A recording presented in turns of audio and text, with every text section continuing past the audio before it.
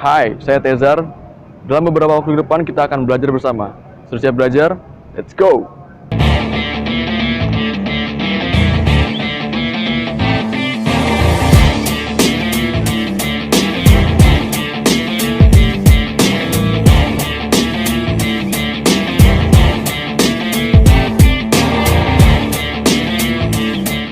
Oke, Assalamualaikum warahmatullahi wabarakatuh. Kembali lagi di mata pelajaran ekonomi bisnis.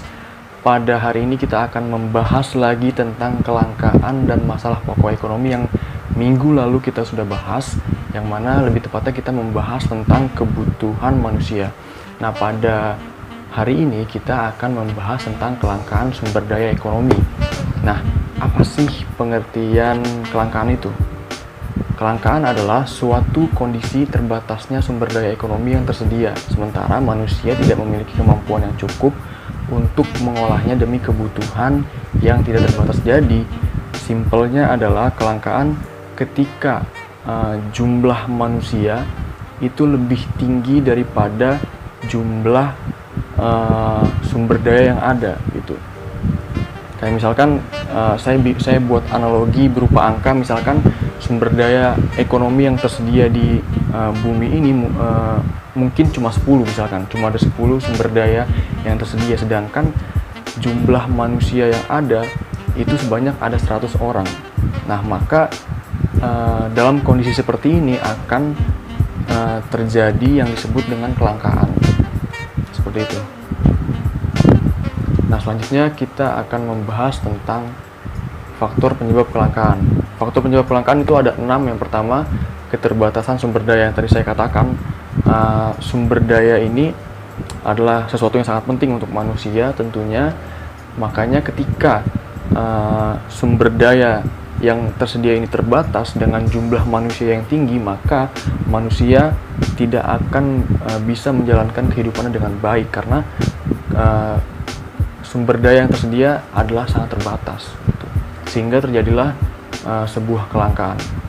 Yang kedua, perbedaan letak geografis. Nah, Indonesia terdiri dari pulau-pulau, negara kepulauan. Tidak semua daerah itu memiliki sumber daya yang sama, tidak memiliki hasil sumber daya yang sama. Mungkin dalam contohnya misalkan di Jawa itu kita mungkin hanya bisa menghasilkan bahan-bahan pokok seperti beras, jagung, dan lain-lain. Kita di Jawa tidak bisa mendapatkan minyak, misalkan minyak itu hanya tersedia di daerah Kalimantan atau Papua. Nah, itulah yang menjadi penyebab kelangkaan karena sumber daya yang tersedia itu berbeda-beda di setiap daerah, kayak gitu. Yang ketiga, ada ketidakseimbangan pertumbuhan penduduk. Nah, ini menurut Thomas Robert, laju pertumbuhan penduduk lebih cepat daripada pertumbuhan produksi. Nah, artinya yang tadi saya katakan di awal bahwa jumlah manusia ini lebih banyak daripada sumber daya yang tersedia. Karena apa? Karena pertumbuhan penduduknya itu lebih tinggi daripada pertumbuhan produksinya. Maka dapat dikatakan atau ketidakseimbangan ini dapat dikatakan sebagai penyebab kelangkaan, kayak gitu. Yang keempat, ada rendahnya kemampuan produksi. Nah, kenapa rendahnya kemampuan produksi dapat menjadi penyebab kelangkaan? Ini sama dengan keterbatasan sumber daya. Jika kemampuan produksinya rendah dengan tingginya jumlah penduduk, maka ini tidak akan bisa mengimbangi, sehingga terjadilah sebuah kelangkaan, kayak gitu, dan akan mempengaruhi kehidupan manusia. Yang kelima, adanya keterbatasan teknologi. Mungkin kita sudah sama-sama sadari di Jakarta sudah sangat pesat pertumbuhan teknologinya, namun di beberapa daerah, entah itu di pelosok-pelosok Indonesia atau di luar negeri lainnya, itu masih banyak tidak meratanya persebaran teknologi. Maka terjadilah sebuah kelangkaan karena dengan adanya teknologi kita bisa mempermudah misalkan roda perekonomian, terus akses informasi dan lain-lain, itu juga dapat membantu kehidupan manusia. Yang terakhir, terjadinya bencana alam. Ya, bencana alam juga sangat mempengaruhi kelangkaan. Misalkan di bulan Januari adalah waktunya untuk panen, tapi di waktu yang bersamaan terjadi bencana, misalkan angin tornado atau gempa bumi dan lain-lain yang mengakibatkan kerusakan dan lain-lain, sehingga yang harusnya di bulan Januari kita panen, dengan adanya bencana alam maka terjadilah gagal panen, sehingga sumber daya alam tersebut menjadi langka, kayak gitu. Selanjutnya kita akan membahas tentang jenis-jenis kelangkaan. Nah, jenis-jenis kelangkaan ada 4. Yang pertama, kelangkaan sumber daya alam. Nah, sumber daya alam, apa sih sumber daya alam itu? Sumber daya alam merupakan segala sesuatu yang tersedia di alam, meliputi sumber daya alam biotik dan sumber daya alam abiotik. Sumber daya alam biotik itu terdiri dari contohnya seperti hewan, tumbuhan, dan lain-lain. Sedangkan sumber daya abiotik itu adalah bahan-bahan tambang seperti minyak, terus gas bumi, emas, dan lain-lain. Nah, contoh sehari-hari yang berhubungan dengan sumber daya alam, kelangkaan sumber daya alam tuh misalkan kayak kelangkaan BBM, kelangkaan gas LPG, kelangkaan mungkin naiknya harga cabai itu bukan karena dimahalin, tapi memang karena jumlah cabainya itu sedikit, atau cabai ini terjadi kelangkaan sehingga harganya menjadi naik, kayak gitu. Yang kedua adanya kelangkaan sumber daya manusia.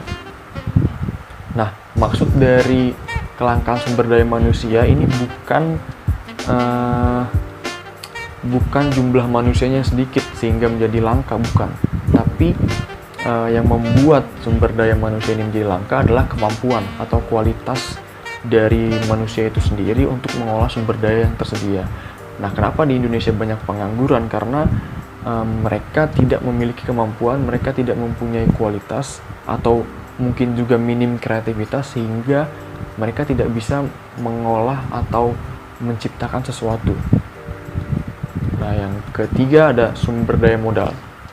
Sumber daya modal dapat diartikan sebagai sumber hasil buatan manusia. Nah, ini sumber daya modal tuh penting banget untuk sebuah negara atau manusia untuk membuat sesuatu, untuk menciptakan sesuatu, karena ketika kita ingin menciptakan sesuatu maka dibutuhkan modal. Nah, modal itu nggak cuma tentang uang, nggak cuma melulu tentang uang, tapi misalkan kayak gedung, terus tanah, terus mesin dan lain-lain, teknologi, itu juga termasuk daripada modal. Yang keempat itu ada sumber daya kewirausahaan. Nah, sumber daya kewirausahaan ini merupakan kemampuan untuk mengolah atau mengorganisasikan sumber daya alam, sumber daya manusia, dan sumber daya modal. Akan menjadi hal yang sangat sia-sia atau percuma jika sumber daya alam yang dimiliki tinggi, sumber daya manusia yang dimiliki sangat berkualitas, dan kita berlimpah sumber daya modal tapi kita tidak punya sumber daya kewirausahaan, maka itu percuma. Tidak ada yang bisa mengolah semuanya, tidak ada yang bisa mengolah sumber daya yang tersedia. Itu maka sumber daya kewirausahaan juga sangat penting untuk mengolah sumber daya yang ada. Nah, seperti itu.